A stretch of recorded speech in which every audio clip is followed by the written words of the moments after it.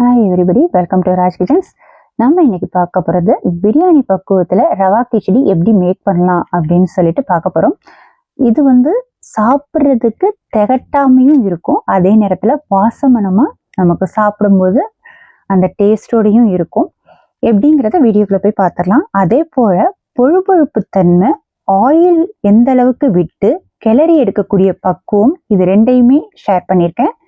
பார்த்துட்டு உங்கள் வீட்டில் நீங்கள் செஞ்சு பார்த்துட்டு உங்களுடைய likes, comments, share, subscribe, bell button, அதே போல் டிஸ்கிரிப்ஷன் செக்ஷனில் லாஸ்ட் வீடியோடைய லிங்க்கும் கொடுத்துருக்கேன். உங்களுக்கு விருப்பம் இருந்தால் மூவ் பண்ணி பாருங்கள்.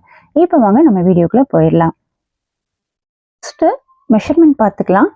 இந்த கப்பால் 2 கப் நான் ரவை எடுத்திருக்கேன். தண்ணியும் இதே கப்பால் எடுக்கணும்.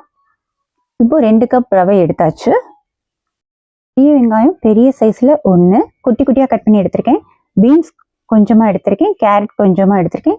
2 பச்சை மிளகாவை 4 கீரி எடுத்திருக்கேன். தக்காளி குட்டி தக்காளியாக 1 தக்காளி குட்டி குட்டியாக கட் பண்ணி எடுத்திருக்கேன். இப்போ பேன் எடுத்துக்கிறோம். அதில் நம்ம கட் பண்ணி வச்சுருந்த பீன்ஸ் அண்ட் கேரட் ஆட் பண்ணிக்கிறோம். எந்த அளவுக்கு உங்களால் சின்ன சின்னதாக கட் பண்ண முடியுமோ அந்த அளவுக்கு குட்டி குட்டியாக கட் பண்ணிக்கிங்க. சாரக்கூடிய தன்மை நல்லாயிருக்கும், வேக்காடும் சீக்கிரம் கொடுக்கும், கேஸ் சேவிங்ஸ் இருக்கும். இப்போது அதில் கொஞ்சமாக ஒரு 1/2 கப் அளவுக்கு தண்ணி மிக்ஸ் பண்ணிக்கிறேன். 1/2 டீஸ்பூன் உப்பு ஆட் பண்ணிக்கிறேன்.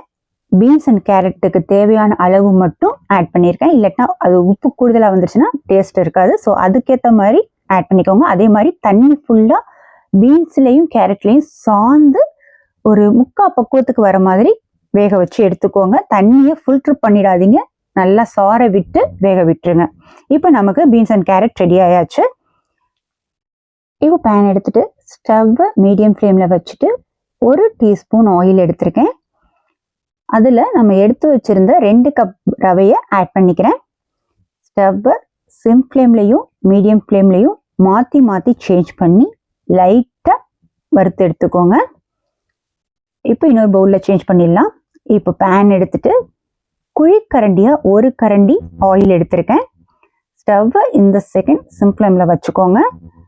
1 டீஸ்பூன் கடுகு, 1 டீஸ்பூன் உளுந்தம்பருப்பு, ஒரு சின்ன சைஸ் பட்டை, இது 3ஐயும் பொரிய விட்டுக்குங்க.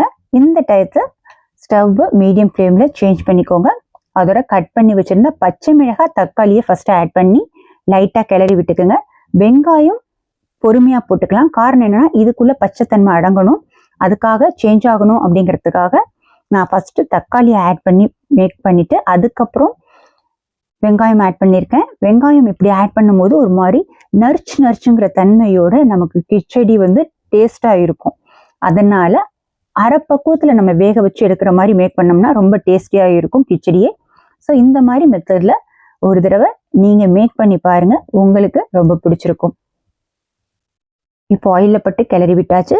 நம்ம வேக வச்சுருந்த பீன்ஸ் அண்ட் கேரட்டையும் ஆட் பண்ணிடுறோம். அதையும் ஆயிலில் பட்டு நல்லா கிளறி விட்டுருங்க. ஒரு 2 செகண்ட்ஸ் கிளறி விட்டால் போதும். இந்த டயத்தில் ஸ்டவ்வை மீடியம் ஃப்ளேமில் வச்சுக்கோங்க. 1 டீஸ்பூன் மஞ்சத்தூள், 1 ஸ்பூன் இஞ்சி பூண்டு பேஸ்ட், நான் இதோட 2 ஸ்பூன் உப்பு ஆட் பண்ணிட்டேன். 2 டீஸ்பூன் உப்பு ஆட் பண்ணியிருக்கேன். எடுக்கும் போது எனக்கு கட் ஆயிடுச்சு, ஸோ சாரி. நீங்கள் தேவைக்கு தக்கன உப்பு ஆட் பண்ணிவிட்டு நல்லா கிளறி விட்டு அந்த பச்சை தன்மை சேஞ்ச் ஆனோன்னு 1க்கு 1.5 மெஷர்மெண்ட் கொடுத்து நான் தண்ணியும் ஆட் பண்ணிக்கிறேன். நம்ம எந்த கப்பால் ரவை எடுக்கிறோமோ அதே கப்பால் 1க்கு 1.5 மெஷர்மெண்ட் கொடுத்து தண்ணி எடுத்துக்கோங்க. இப்போ ஆட் பண்ணியாச்சு. ஒரு கிளறி விட்டுருங்க. இப்போ நமக்கு கொதிக்க ஆரம்பிச்சாச்சு. இந்த டயத்துலையும் லைட்டாக ஒரு கிளறி விட்டுட்டு நான் வறுத்து வச்சிருந்த ரவையை அதில் ஆட் பண்ணிடுறேன். இந்த டயத்தில் ஸ்டவ்வை மீடியம் ஃப்ளேமில் வச்சுக்கோங்க. வச்சுட்டு பக்கத்தில் நின்று கட்டித்தன்மை வந்துடாம கிளறி விட்டு இறக்குற மாதிரி பார்த்துக்கோங்க. பாருங்க நான் எப்படி மேக் பண்ணியிருக்கேன்னு. கொஞ்சம் கொஞ்சமாக கிளறி விட்டு அந்த கட்டித்தன்மையை ஃபுல்லாக ரிமூவ் பண்ணுற அளவுக்கு கொண்டு வந்து அதுக்கப்புறம் பொழுப்பு தன்மையை கொண்டு வந்திருக்கேன். ஸோ இந்த மாதிரி கிளறி விட்டு கொண்டு வரும்போது நமக்கு ரவை நல்லா வெந்து சாஃப்ட்னஸாகவும் இருக்கும். நெக்ஸ்ட் பார்த்தீங்கன்னா பேனில் ஒட்டாது. நம்ம விட்டுருக்கிற ஆயிலுக்கும் பக்கத்தில் ஸ்டவ் பக்கத்தில் நம்ம நின்று கிளறி கொண்டு வரும்போது பேனில் சுத்தமாக ஒட்டுறதுக்குரிய சான்சஸே இருக்காது. இப்போ பாருங்கள், அதனுடைய பொழுப்பு தன்மையும் நமக்கு சாப்பிட்றதுக்கு ஏற்ற மாதிரி பொழுப்பு தன்மையும் வந்தாச்சு. இப்போ நான் பேனும் எந்த அளவுக்கு ஒட்டாமல் இருக்குங்கிறதையும் உங்களோட ஷேர் பண்ணியிருக்கேன். பாருங்கள், லைட்டாக கூட ஒட்டாமல் நம்ம நல்லா கிளறி கொண்டு வந்துட்டோம். மீடியம் ஃப்ளேமில் வச்சு கிளறிட்டு சிம் ஃப்ளேமுக்கு கொண்டு வந்துட்டு நல்லா கிளறி விட்டு எடுத்து விட்டுக்குங்க. இந்த மாதிரி மெத்தடில் நீங்கள் வீட்டில் மேக் பண்ணி பாருங்கள், ஃபைன் டேஸ்ட்டாக இருக்கும். மேக் பண்ணி பார்த்துட்டு சாப்பிட்டுட்டு உங்களுடைய likes, comments, share, subscribe, bell button. Thank you.